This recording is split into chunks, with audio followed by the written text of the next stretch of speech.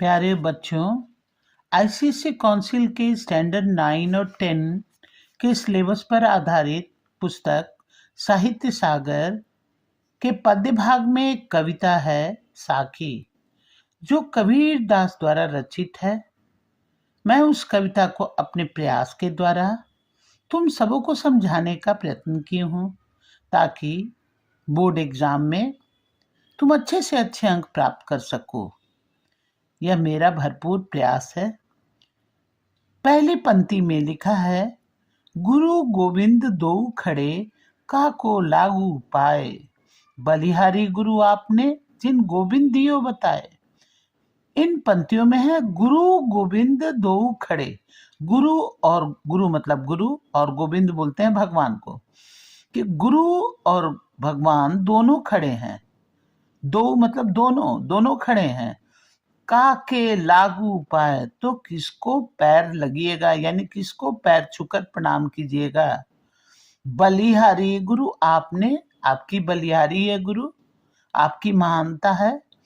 जिन गोविंद दियो बताए, यानी आपने ही हमको ये ज्ञान प्रदान करवाया, तभी जाकर हम समझ पाए कि ये ईश्वर है। अब एक छोटे से नन्हे से उदाहरण देकर मैं इसको आप सबों को क्लियर करना चाह रही हूं कि एक नन्हा सा बालक जो 2 साल का हो, उसके सामने एक मिट्टी की ईश्वर की प्रतिमा दे दो। वो बच्चा पहले तो उससे खेलते मन भर कर खेलेगा और पुनः पटक कर तोड़ देगा, लेकिन उसको ये ज्ञान नहीं है कि ईश्वर है। परंतु हमको तुमको ही वही सेम प्रतिमा कोई दे, तो क्या हम सब खेलकर तोड़ेंगे? नहीं, क्योंकि मुझे ज्ञान प्राप्त हो गया है कि ये ईश्वर है। तो उस मिट्टी की प्रतिमा को देखकर ही हम समझ जाएंगे कि ये हमारे ईश्वर हैं। और ये ज्ञान हमको किसने दिया? ये ज्ञान हमको गुरु के द्वारा मिला। इसीलिए उस गुरु की महानता है, उनकी बलिहारी है। दूसरी कविता में लिखा हुआ है कि जब मैं था तब हरि नहीं है, अब हरि है मैं नहीं। प्रेम गलियति सांकरी तामे दो न समाए। इन पंक्तियों में कबीर दास कह रहे हैं कि जब तक आपके भीतर मैं यानी अहंकार रहेगा, तब तक आप ईश्वर से बहुत दूर रहोगे। यहां मैं अहंकार, जैसे एग्जाम्पल, मेरा गाड़ी, मेरा घर, मेरा बंगला, मेरे स्कूल, मेरा ये, तो ये सारे मैं से मेरा हुआ, तो ये सारे शब्द से अहंकार टपक रहा है। और जहां अहंकार होगा वहां ईश्वर आपके समक्ष कभी नहीं रहेंगे। तो उस ईश्वर को पाने के लिए मनुष्य को अपना अहंकार त्यागना होगा। कबीरदास कहते हैं कि ये प्रेम रूपी गली जो है, ये भी कहता है प्रेम गली अति सांकरी। ये प्रेम गली जो है अति सांकरी, अति संकीर्ण है, बहुत दुबली पतली है। कि प्रेम रूपी गली जो है वो अत्यंत पतली है, संकीर्ण है।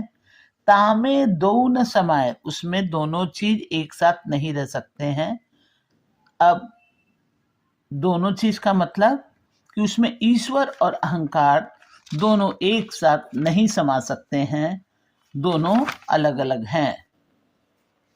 तीसरी पंक्ति में कबीरदास कहते हैं कि कबीरदास मुस्लिम संप्रदाय पर कटाक्ष किए हैं, कमेंट किए हैं। क्यों कमेंट किए हैं? उनका कहना है कि काकर पाथर जोड़ के, कंकड़ पत्थर जोड़ करके मस्जिद लई चुनाए, या मस्जिद लई बनाए, यानी मस्जिद का निर्माण किया गया कंकड़ और पत्थर को जोड़ करके। ताचड़ी मुल्ला बांग दे, और उस पर चढ़कर मौलाना, यहाँ बांग दे शब्द का अर्थ है मुर्गे की आवाज को बांग कहा जाता है। यहाँ पर मौलाना के द्वारा किए गए आजाम को कबीरदास बांग कहकर संबोधित किए हैं। उनका कहना है कि क्या आपका अल्लाह बहरा है? जो आप मस्जिद के ऊपर चढ़कर चिल्ला चिल्लाकर आजान दे रहे हैं, आजान कर रहे हैं। उनका कहना यह है कि ईश्वर सर्वशक्तिमान है, ईश्वर तो कण कण में वास करते हैं और उनको पाने के लिए किसी भी व्यक्ति को बाह्य आडंबर या बाहरी दिखावा करने की कोई आवश्यकता नहीं है। वो हर किसी के हृदय में वास करते हैं। चौथी पंक्ति में यहाँ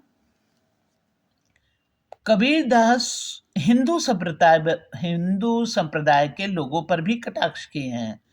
जैसे उनका कहना है, पाहन पूजे हरि मिले तो मैं पूजू पहाड़, ताते ही चक्की भली पीस खाए संसार। इन पंक्तियों में कबीरदास कह रहे हैं कि हिंदू संप्रदाय के लोग भी,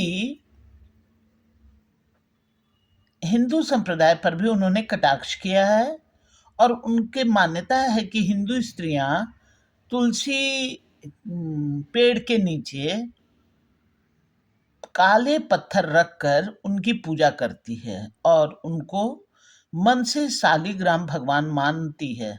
वो शाली वो शालिग्राम भगवान जो हैं वो भगवान विष्णु के ही प्रतीक हैं और जो शापित होने के कारण पत्थर बने हैं, यानी उनको श्राप दिया गया था।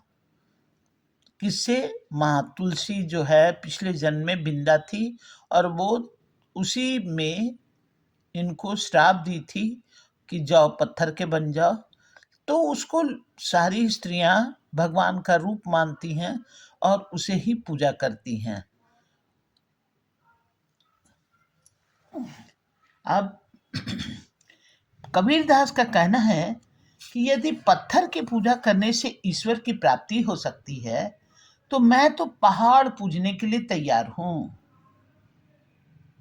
फिर अपने ही स्वयं कहते हैं कि इससे तो अच्छा वो चक्की है जिन चक्की में अनेक लोग अपने अनाज पीस कर पेट भरते हैं और वह चक्की जो है वो भली है जिसमें अनाज पिसा जा रहा है।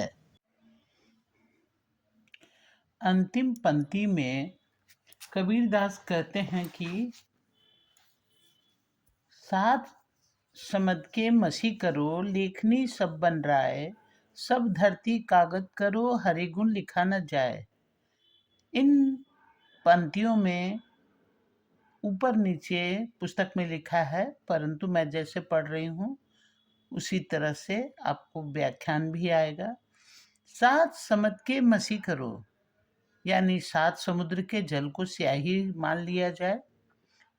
लेखनी सब बन रहा है, संसार के जितने भी जंगल हैं उनके पेड़ों को कलम के रूप में मान लिया जाए।